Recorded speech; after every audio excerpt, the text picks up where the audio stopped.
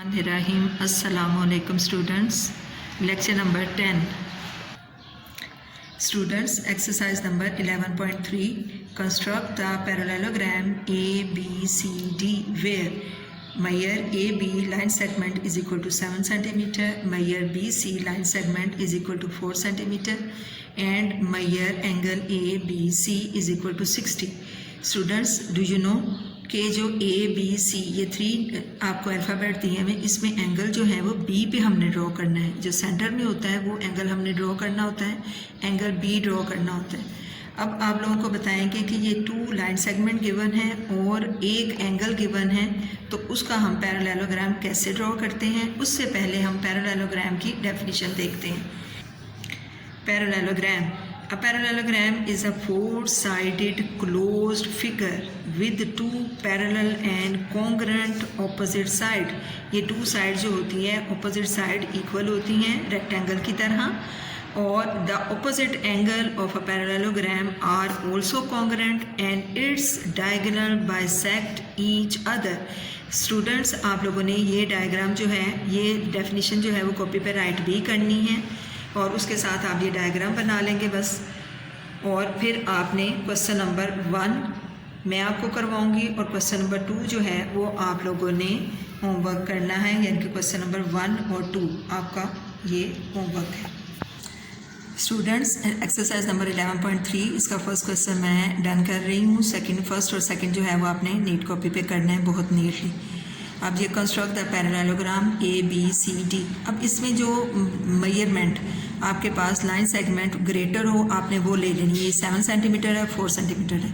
हम क्या करेंगे, ये रेक्टेंगल की तरह बेस करता है, तो हम ना 7 सेंटीमीटर जो है वो ग्रेटर लाइन हम पहले ले लेंगे। 7 सेंटीमीटर 0 से 7 तक हमने पॉइंट लिए और हमने उसको लाइन ड्रॉ कर ली।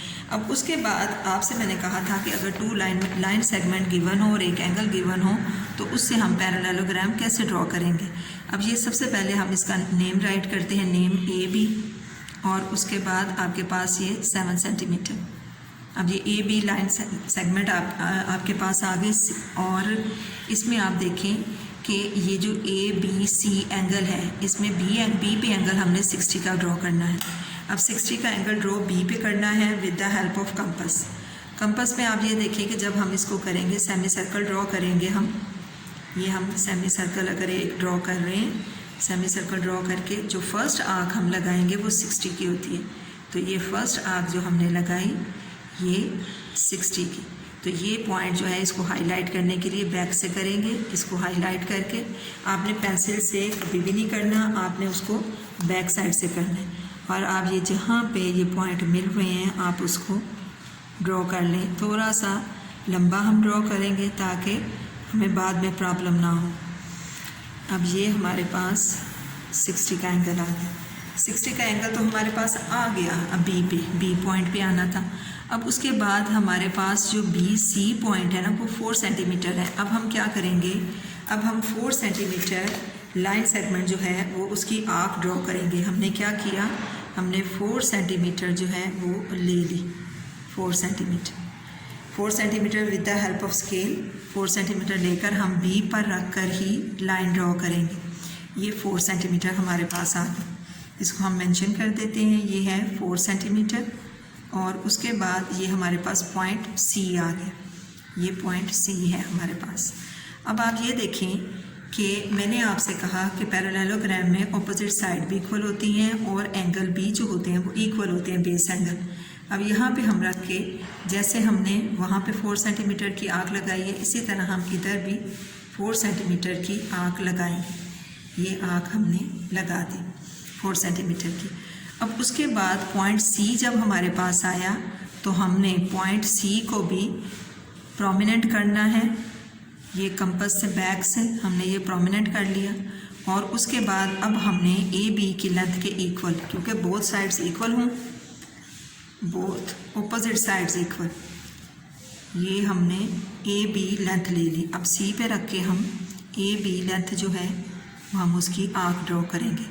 अब यहाँ पे देखें कि ये आर्क्स दोनों नहीं मिल रही, लेकिन अगर हम उसको फिर दोबारा 4 सेंटीमीटर उसको थोड़ा सा लंबा कर लेंगे हम, ये आर्क जो है वो इसको थोड़ा सा अगर आप सी पे रख के ये इसी को, ये देखिए इसी को आप, इसको हमने लंबा कर लिया तो हमारे पास वो ज्वाइनिंग में आ गई। तो अब हमने इस पॉइंट को हाईलाइट करना है, ये पॉइंट को हमने हाईलाइट कर दिया। उसके बाद विद द हेल्प ऑफ हमने स्केल मिला लेना है ये दोनों पॉइंट्स को।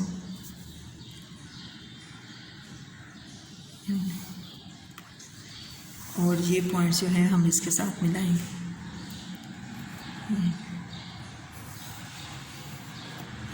यानी कि ये जो पॉइंट आया हमारे पास डी आया, और डी पॉइंट को हमने ए के साथ भी ज्वाइन किया और डी पॉइंट को हमने सी के साथ ज्वाइन किया। ये टू अपोजिट साइड हमारी इक्वल है 4 सेंटीमीटर, और उसके बाद ये 7 centimetre.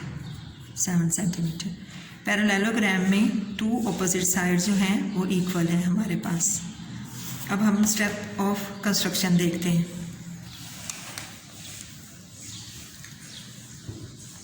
Draw AB line segment 7 centimeter. Number 2, draw Meyer angle B is equal to 60 degree.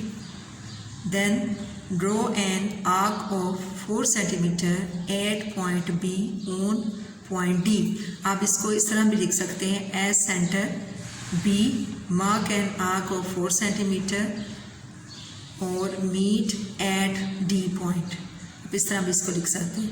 With center A, draw another arc of 4 centimeter. Then point number 5, with center D, draw an arc of radius 7 centimeter. This arc intersect on the point C. Point number 5, with center, not D, C. With center C, draw an arc of radius 7 centimeter. This arc intersect on the point D. आप intersect भी लिख सकते हैं, आप meet भी लिख सकते हैं। Arc intersect on the point D. Then 6 point है, join the point D to C and A, और hence A, B, C, D is required parallelogram। और क्वेश्चन नंबर 1 और 2 स्टूडेंट्स आप लोगों ने नीट कॉपी पे करना है बहुत नीटली, और इसकी प्रैक्टिस भी करनी है रफ कॉपीज़ पे आप लोगों ने। अल्लाह हाफिज़।